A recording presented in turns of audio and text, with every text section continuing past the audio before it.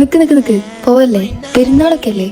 നല്ല ബിരിയാണി ഒക്കെ കഴിച്ചു കഴിഞ്ഞാൽ മധുരം കഴിക്കലോ നിർബന്ധം. അത് നല്ല സേമിയ പായസം ആണെങ്കിലോ ഉഷാറായില്ലേ. അപ്പൊ ഈ വീഡിയോ കാണുന്ന എല്ലാവർക്കും എന്റെ ഹൃദയം നിറഞ്ഞ വലിയ പെരുന്നാൾ ആശംസകൾ. എനിക്ക് സാധാരണ തന്നെ ഫുഡ് കഴിച്ചു കഴിഞ്ഞാൽ മധുരം കഴിക്കണം. അപ്പൊ പിന്നെ ഇത്രയും നല്ലൊരു ദിവസവും നല്ല ചൂട് ചിക്കൻ ബിരിയാണി ഒക്കെ കഴിച്ചു കഴിഞ്ഞാൽ എങ്ങനെ കൺട്രോൾ ചെയ്തിരിക്കുക. എനിക്കറിയാം നിങ്ങൾ വെച്ചിട്ടുണ്ടാവുന്നത്. ഇനി വെക്കാത്തവരോ വെക്കാൻ അറിയാത്തവരോ ഉണ്ടെങ്കിൽ, ഈ വെച്ചവർ തന്നെ ഉണ്ടെങ്കിൽ ഈ മെത്തേഡ് ഒന്ന് ട്രൈ ചെയ്തോക്കടോ. ഇത് ഭയങ്കര സിമ്പിൾ ആണ്. അപ്പൊ ഇത് ഉണ്ടാക്കുന്നത് എങ്ങനെ നോക്കിയാലോ. പിന്നെ എന്നത്തെയും പോലെ ചാനൽ സബ്സ്ക്രൈബ് ചെയ്തിട്ടില്ലെങ്കിൽ ഒന്ന് ചെയ്തേക്കടോ. അപ്പൊ ഞാൻ പറഞ്ഞു നീട്ടിപ്പിക്കുന്നില്ല, നമുക്ക് റെസിപ്പിയിലേക്ക് കിടക്കാം. അപ്പൊ ഞാനിവിടെ 2 പാക്കറ്റ് പാലാണ് എടുത്തിട്ടുള്ളത്. ഞാൻ സാധാരണ ഉണ്ടാക്കുമ്പോഴൊക്കെ ഒരു പാക്കറ്റ് ആട്ടോ എടുക്കല്. ഇതിപ്പോ പെരുന്നാളാണ്, അപ്പൊ പിന്നെ ആൾക്കാരുണ്ടാവും, അങ്ങനെ കുറെ ഉണ്ടാക്കിയതാട്ടോ. അപ്പൊ ഞാൻ എടുത്ത ക്വാണ്ടിറ്റി നോക്കണ്ട, നിങ്ങൾക്ക് എത്രയാണോ വേണ്ടത് അത്ര ഉണ്ടാക്കിയാൽ മതി. അപ്പൊ ഈ 2 പാക്കറ്റ് പാലിന് ഞാൻ 2 കപ്പ് സാവോനരി ഞാൻ കുറച്ച് വേവിച്ചതാണ് ഇട്ട് കൊടുക്കുന്നത്. അത് പാല് തിളക്കാനായി വരുമ്പോ, തിളച്ചു വരുമ്പോഴല്ല തിളക്കാനായി വരുമ്പോ അതിലേക്ക് ഇട്ട് കൊടുക്കുക. കട്ടയൊന്നും ആവാതെ നോക്കണം കേട്ടോ. എന്നിട്ട് അതിലേക്ക് കുറച്ച് സേമിയം നെയ്യിൽ റോസ്റ്റ് ചെയ്തത് ഇട്ട് കൊടുക്കുക. എന്റെ ഉമ്മക്ക് ഉണ്ടാക്കുന്ന ടൈമിൽ സേമിയം സാവോനരി ഒരേ അളവിലായിട്ട് കൊടുക്കുക. പക്ഷെ ഞാൻ സേമിയത്തേക്കാൾ കൂടുതൽ സാവോനരി യൂസ് ചെയ്യും. അങ്ങനെ സേമിയം വെന്ത് വരുമ്പോൾ അതിലേക്ക് കുറച്ച് മിൽക്ക് മെയ്ഡ് ഇട്ട് കൊടുക്കുക. അത് തികച്ചും ഓപ്ഷനിലാണ് കേട്ടോ. വേണമെങ്കിൽ മാത്രം മതി, ഇല്ലെങ്കിൽ പഞ്ചസാര യൂസ് ചെയ്യുക.